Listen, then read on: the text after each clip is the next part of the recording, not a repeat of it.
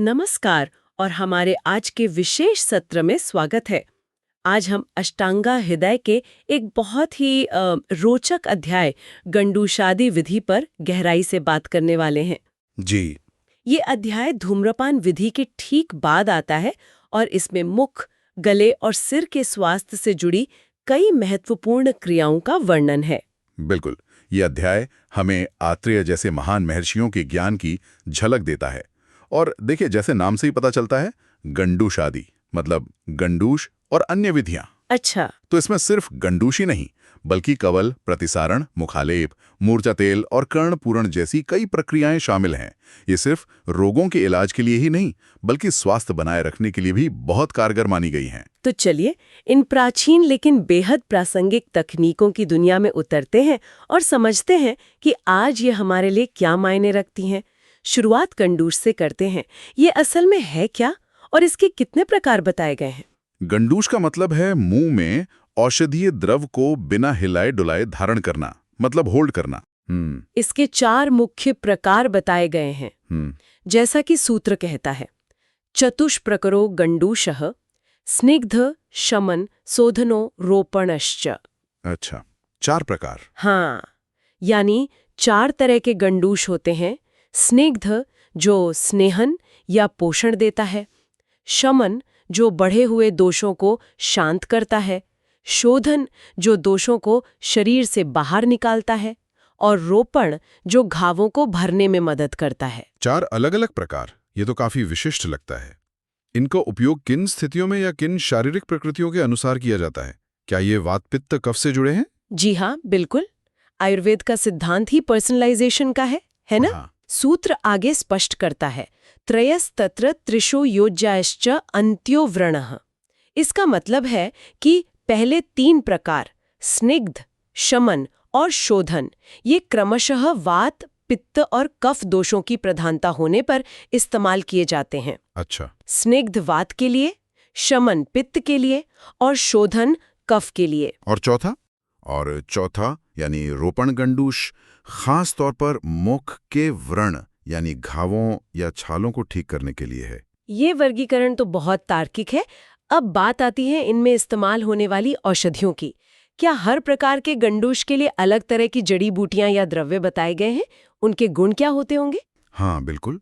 हर प्रकार के लिए उसकी प्रकृति के अनुसार द्रव्य चुने जाते हैं। जैसे स्निग्ध गंडूश के लिए कहा गया है, स्निग्धोत्र स्वाद्वाम्ल पटु साधितैः स्नेहैः। स्वादु, अम्ल, लवण। जी, यानी इसमें मधुर मीठे, अम्ल खट्टे और लवण नमकीन रस वाले द्रव्यों से सिद्ध किया हुआ तेल या घी इस्तेमाल होता है, जो वात को शांत करने वाले माने जाते हैं। ठीक है। फिर शमन गंडूश के लिए है संशमनस्तिक्त कषाय मधुरोषधये। इसमें तिक्त, कड़वे, कषाय, कसैले और मधुर मीठे रस वाली औषधियां होती हैं, जो पित्त को शांत करती हैं। पित्त के लिए तिक्त, कषाय, मधुर।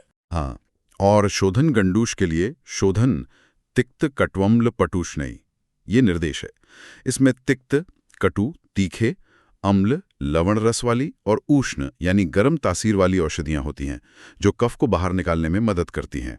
कफ के लिए गरम और तीखे। जी, और आखिर में रोपण गंडूश के लिए रोपणः पुनः कषाय तिक्तकई बताया गया है, यानी कषाय और तिक्त रस वाली औषधियां जो घाव भरने मतलब हीलिंग में सहायक होती हैं। लेकिन ये औषधियां तो ज्यादातर सूखी या पाउडर रूप में मिलती हैं। इन्हें मुंह में धारण करने लायक तरल कैसे बनाया जाता है? बिल्कुल सही सवाल है।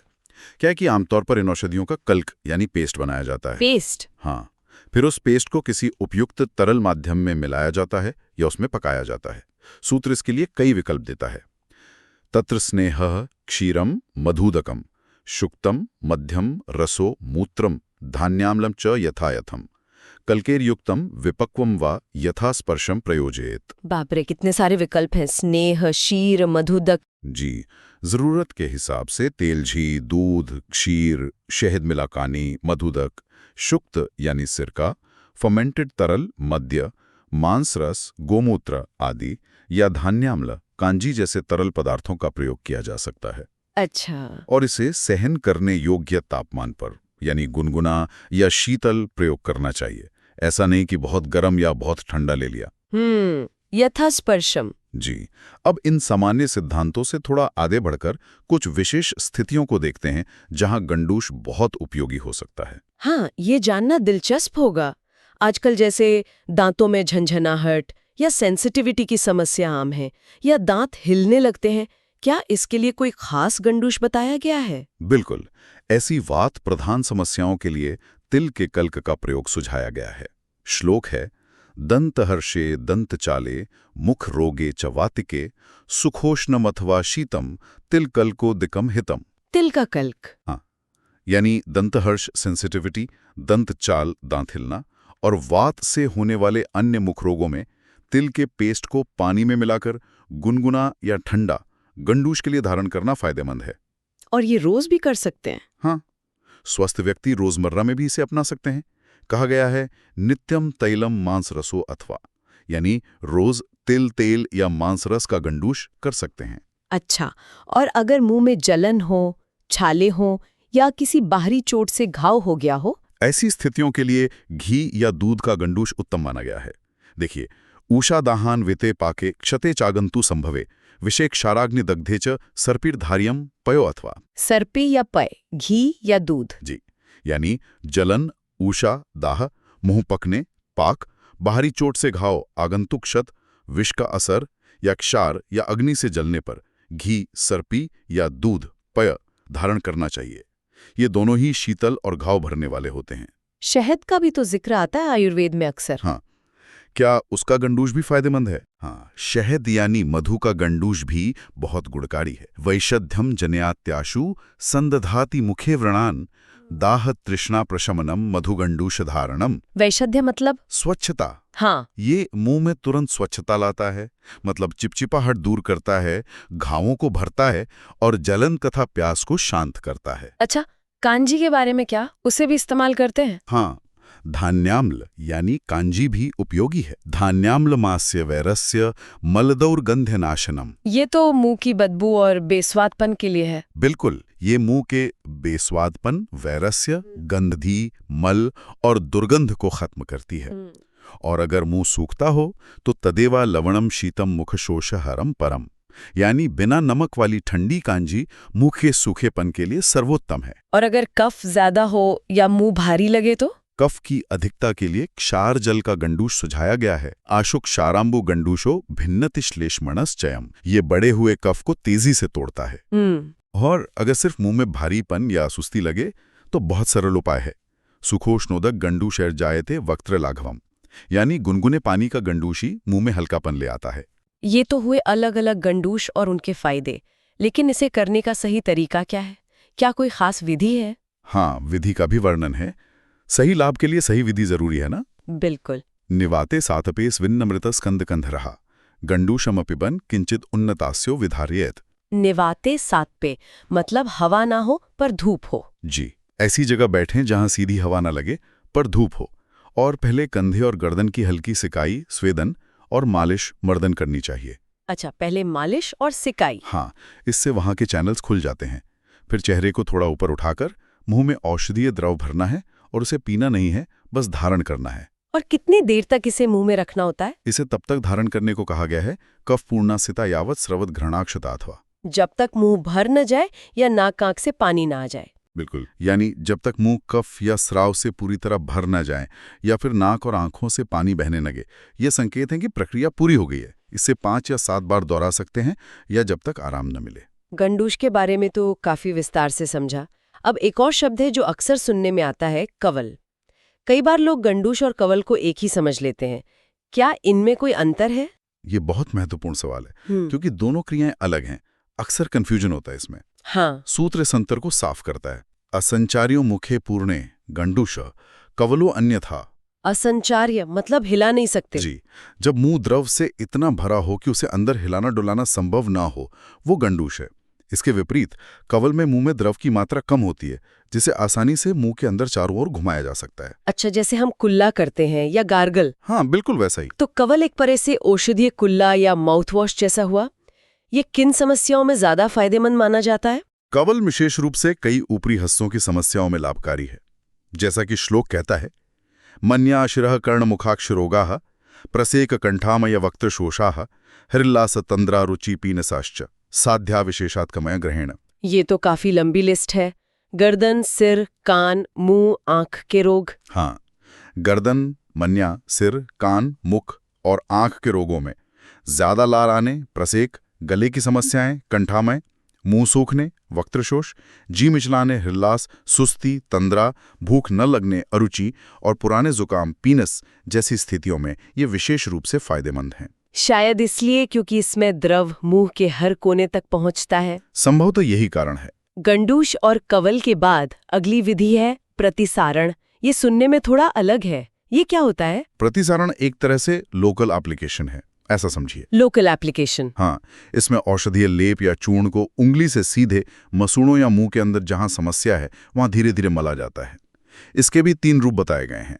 कल्को रसक्रिया चूर्णस्त्रविधम प्रतिसारणम। कल्क, रसक्रिया और चूर्ण, मतलब पेस्ट, गाढ़ा लेप और पाउडर। जी, ये कल्क गीला पेस्ट, रसक्रिया गाढ़ा पकाया हुआ लेप या चूर्ण सूखा पाउडर के रूप में हो सकता है। और इसका इस्तेमाल कब करते हैं? क्या इसके लिए भी वही औषधियां होती हैं जो गंडूश में थी? इसका प्रयोग मुख्य रूप से कफ से होने वाले मुख रोगों में किया जाता है। और हाँ, इसके लिए उन्हीं औषधियों के प्रयोग का सुझाव है जो कफ को कम करने वाले शोधन गंडूश के लिए बताई गई हैं। सूत्र कहता है युंज्यात तत्कफ रोगेषु गंडूश विहित औषधि। अच्छा, तो ये शोधन गंडूश का ही एक केंद्रित रूप हुआ है ना? हाँ, कह सकते हैं। चलिए अब मुंह से थोड़ा बाहर आते हैं, चेहरे पर मुखालेप की बात करते हैं, जिसे आजकल हम फेस पैक कहते हैं। आयुर्वेद में इसके बारे में क्या खास बताया गया है? आयुर्वेद में मुखालेप को सिर्फ सौंदर्य प्रसाधन नहीं बल्कि स्वास्थ्य का हिस्सा माना गया है। इसके 3 मुख्य उद्देश्य या प्रकार बताए गए हैं। मुखालेपस्त्रिधा, दोष विषहा, वर्णकृत ससा। दोष घन, विष घन और वर्णकृत। जी, दोष घन जो त्वचा के वात, पित्त, कफ दोषों को संतुलित करे। विष घन जो किसी विषैले पदार्थ के प्रभाव को कम करे। और वर्णकृत जो त्वचा की रंगत और कांति को निखारे। ये दिलचस्प है कि इसमें दोषों और विष का भी ध्यान रखा गया है। क्या लेप गर्म लगाना चाहिए या ठंडा? ये इस बात पर निर्भर करता है कि किस उद्देश्य से लगाया जा रहा है।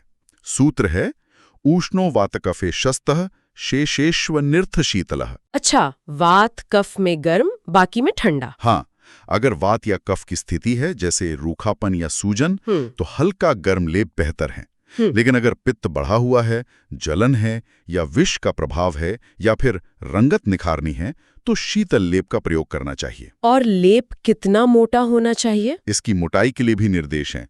त्रिप्रमाणस्य चतुर्भाग त्रिभागार्धंगुलोन्नति, यानी स्थिति के अनुसार 1/4 अंगुल, 1/3 अंगुल या आधा अंगुल मोटा लेप लगाया जा सकता है।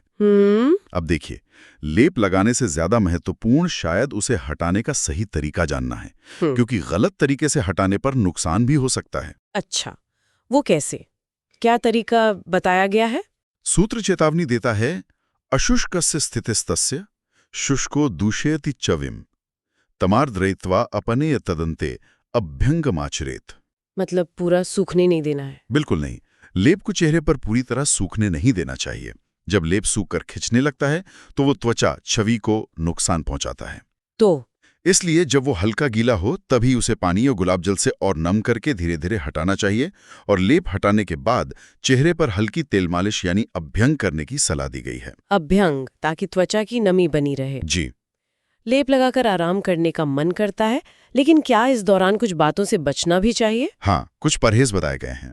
विवर्जित दिवा स्वप्न भाष्या ज्ञान्या तप शुक्रुधा। दिन में सोना, ज्यादा बोलना, आग या धूप। हाँ, लेप लगाकर दिन में सोना, बहुत ज्यादा बोलना, आग या तेज धूप के पास जाना, शोक करना या गुस्सा करना, इन सब से बचना चाहिए।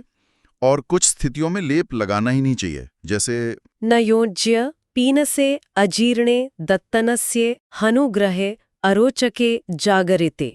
पीनस अजीर्णे नस्य के बाद हनुग्रह। हाँ, यानी जुकाम, पीनस, अपच, अजीर्ण, नस्य लेने के तुरंत बाद, जबड़ा जाम, हनुग्रह होने पर, भूख ना लगने, अरोचक या रात भर जागने की स्थिति में मुखालेप नहीं करना चाहिए। अगर इन सब बातों का ध्यान रखकर सही तरीके से मुखालेप किया जाए तो इसके क्या फायदे मिलते हैं? सही विधि से किया गया मुखालेप बहुत फायदेमंद हो सकता है। सतुहंति सुयोजितः अकाला पलित्य व्यंग वली तिमिर नीलिका। अकाल पलित, असमय सफेदी। व्यंग यानी झाइयां, वली यानी झुर्रियां। जी, ये असमय बालों का सफेद होना, अकाल पलित, चेहरे की झाइयां व्यंग, झुर्रियां वली, आंखों की कुछ समस्याएं तिमिर और त्वचा पर नीले दाग नीलिका को दूर करने में मदद करता है। यहाँ तक कि अलग अलग ऋतुओं के लिए विशेष लेप भी बताए गए हैं, जैसे कोलोमज्जा इत्यादि। षट स्मृता। अच्छा। और जो लोग नियमित रूप से मुखालेप करते हैं उनके लिए कहा गया है, मुखालेपन शीलानाम दृढ़म भवति दर्शनम वदनम चापरिमिलानम श्लक्ष्णम तामरसोपमम। नजर मजबूत होती है, चेहरा खिलावा रहता है, कमल जैसा। हाँ, उनकी नजर मजबूत होती है, चेहरा कांतिवान, अपरिम्लान, मुलायम, श्लक्ष्ण और कमल जैसा सुंदर रहता है। चेहरे से अब और ऊपर चलते हैं, सिर की ओर। मूर्धतैर यानी सिर पर तेल लगाने की विधियों का भी इस अध्याय में जिक्र है। ये क्या है? हाँ, मूर्धतैल यानी सिर पर तेल का प्रयोग आयुर्वेद में बहुत महत्वपूर्ण माना गया है, क्योंकि सिर को उत्तम अंग मतलब सबसे श्रेष्ठ अंग कहा गया है। अच्छा। इसके 4 मुख्य तरीके बताए गए हैं। अभ्यंग सेक पिछवाबो बस्तिश्चेति चतुर्विधम मूर्धतैलम। ये हैं अभ्यंग, सेक, पिछू और बस्ती। अभ्यंग मतलब मालिश, सेक मतलब धारा, पिछू मतलब रुई रखना और बस्ती ये शिरोबस्ती है। जी हाँ, अभ्यंग सिर की सामान्य तेल मालिश, सेक सिर पर तेल की पतली धारा डालना, पिछू तेल में भिगोई रुई या कपड़े की पट्टी सिर पर रखना, और बस्ती जिसे शिरोबस्ती कहते हैं, इसमें सिर पर एक खास तरीके से तेल को कुछ देर रोक कर रखा जाता है। 4 अलग-अलग तरीके, क्या इनमें से कोई दूसरों से ज्यादा प्रभावी है? हाँ, इनकी प्रभावशीलता का एक क्रम बताया गया है। बहुगुणम तद्विद्यादुत्तरोत्तरम। उत्तरोत्तरम, बहुगुणम मतलब हर अगला ज्यादा गुणकारी। बिल्कुल, अभ्यंग से ज्यादा प्रभावी सेक, सेक से ज्यादा पिचू और सबसे ज्यादा प्रभावी शिरोबस्ती को माना गया है। तो इनका प्रयोग कब कब करना चाहिए? क्या हर स्थिति के लिए अलग तरीका है? बिल्कुल, हर तरीके के लिए खास संकेत हैं। अभ्यंग ये सामान्य तरीका है, खासकर जब सिर में रूखापन, खुजली या मैल हो। सूत्र है तत्राभ्यंगः प्रयोक्तव्यो रौक्षकण्डुमलादिषु। सेक या परिषेक जब सिर में फुंसियां, अरुणिशिका, दर्द, शिरस्तोद, जलन, घाव या पकने की स्थिति हो। अरुणिशिका शिरस्तोद दह पाक व्रणेषुतु परिसेकः। ठीक है। पिचू का प्रयोग तब करते हैं जब बाल झड़ रहे हों, केशचात, सिर की त्वचा फट रही हो, स्फुटन, सिर से धुआं निकलने जैसा लगे, धूपन या आंखों में जकड़न, नेत्र स्तंभ हो। पिछू केशात स्फुटन धूपने नेत्र स्तंभेच्चा। आंखों की जकड़न में भी पिचू? जी हाँ, और बस्ती यानी शिरोबस्ती ये सबसे गंभीर स्थितियों के लिए है, जैसे सिर में सुन्नपन, प्रसुप्ति, फेशियल पैरालिसिस, अर्दित, बहुत ज्यादा अनिद्रा, जागर, नाक और मुंह का सूखना, तिमिर रोग और अन्य कठिन सिर के रोगों में। बस्तीस्तु प्रसुप्त्यर्थ गांजे नासास से शोषे तिमिरे शिरो रोगे च दारुणे। शिरोबस्ती वाकई गंभीर रोगों के लिए लगती है। जी, अब इनमें से शिरोबस्ती की प्रक्रिया थोड़ी जटिल है, लेकिन ये समझना जरूरी है कि ये क्यों इतनी प्रभावी मानी जाती है। हाँ, शिरोबस्ती सुनने में ही गंभीर लग रहा है, इसे करते कैसे हैं? सरल शब्दों में समझाएं। शिरोबस्ती के लिए पहले शरीर को तैयार किया जाता है, शोधन, अभ्यंगम, स्वेदन से। फिर शाम के समय व्यक्ति को आराम से बिठाया जाता है। निश्चन्नस्य पीठे जानु समय मृदौ शुद्धाक्त स्विन्न देहस्य दिनांते। घुटने की ऊंचाई वाले आसन पर। जी, मुख्य प्रक्रिया है सिर पे एक खास तरह की कैप या घेरा बनाना। इसके लिए चमड़े का एक पट्टा। चमड़े का पट्टा? हाँ, गाय या भैंस के चमड़े का। द्वादशांगुल विस्तीर्णम चर्मपट्टम शिरासमम, 12 अंगुल चौड़ा, सिर की गोलाई के बराबर, ये कानों के नीचे तक आता है। अच्छा। इसे कपड़े की पट्टी से कसकर उड़द के आटे का लेप, माशा कलकेन लेपेत से अच्छी तरह सील कर देते हैं, ताकि तेल बाहर ना बहे। बिल्कुल, एक बर्तन जैसा बन जाता है सिर पर। फिर इस घेरे के अंदर रोग के अनुसार तैयार किया गया गुनगुना औषधीय तेल, यथाव्याधि श्रुतम स्नेहम कोष्णम निषेचेत, बालों की जड़ों से लगभग 1 अंगुल ऊंचाई तक भर दिया जाता है। ऊर्ध्वम केश भुवो यावद अंगुलम। सिर में तेल भर कर रखना, ये तो अनोखा है। इसे कितनी देर रखना होता है? इसे तब तक रखने को कहा गया है जब तक रोगी के मुंह और नाक से स्राव न होने लगे। आवक्त्र नासिकोत्क्लेदात, ये संकेत है कि असर हो रहा है। जी हाँ, या फिर समय की गणना मात्रा से की जाती है। दशाष्टौषट चलादिषु मात्रा सहस्राण्यारुजे त्वेकम। 10,000, 8,000, 6,000 मात्रा, ये कितना समय हुआ? वातरोगों में 10,000 मात्रा, पित्त में 8,000 और कफ में 6,000 मात्रा तक। अगर कोई स्वस्थ व्यक्ति से कर रहा है तो 1,000 मात्रा काफी है। ये कुछ मिनटों का समय होता है। मात्रा की परिभाषा आगे आएगी। अच्छा, और शिरोबस्ती के बाद क्या करते हैं? इसे रोज कर सकते हैं? तेल निकालने के बाद कंधे, सिर और गर्दन की हल्की मालिश करनी चाहिए। स्कंधादि मर्देत मुक्त स्नेहस्य करनी चाहिए। इसके बाद के खान पान और आराम का भी ध्यान रखना होता है। और कितने दिन तक? इसे लगातार कितने दिन करना है, इसके लिए कहा गया है परमम सप्ताहम तस्य सेवनम, यानी ज्यादा से ज्यादा 7 दिनों तक इसे किया जा सकता है। पर आमतौर पर 3, 5 या 7 दिन का कोर्स होता है। समझ गई। इस अध्याय की आखिरी विधि है कर्णपूरण, यानी कान में तेल डालना। ये कैसे करते हैं? कर्णपूर्ण यानी कान को तेल से भरना। इसकी विधि है धार्यत पूर्णम कर्णे कर्णमूलम विमर्दयन रुजहस्यान मार्दवम यावन मात्रा शतम अवेदने। कान में तेल भरकर मालिश करनी है? हाँ, कान में गुनगुना औषधीय तेल या घी भरकर कान के जड़ वाले हिस्से, कर्णमूल, कान के पीछे और नीचे का हिस्सा की हल्की मालिश करते हुए धारण करें। अगर कान में दर्द है तो तब तक रखें जब तक दर्द कम ना हो जाए। और अगर दर्द नहीं है तो? अगर दर्द नहीं है या स्वस्थ व्यक्ति कर रहा है तो 100 मात्रा तक रखना पर्याप्त है। आपने शिरोबस्ती और कर्णापूरण दोनों में मात्रा का जिक्र किया। ये समय की इकाई मात्रा आखिर है कितनी? हाँ, मात्रा का स्पष्टीकरण दिया गया है। ये जानना जरूरी है। यावत पर्यति हस्ताग्रम दक्षिणम जानुमंडलम निमेशोन्मेष कालेन समम मात्रा तु सास्मिता। दाहिना हाथ दाहिने घुटने का चक्कर लगाए या पलक झपकने का समय? जी, जितनी देर में दाहिना हाथ दाहिने घुटने का एक चक्कर आराम से लगा ले या जितनी देर में एक बार पलक झपकती है, उस छोटे से समय को एक मात्रा कहा गया है। तो 10,000 मात्रा का मतलब कुछ मिनटों का समय हुआ, बहुत लंबा नहीं। अच्छा, अब समझ आया।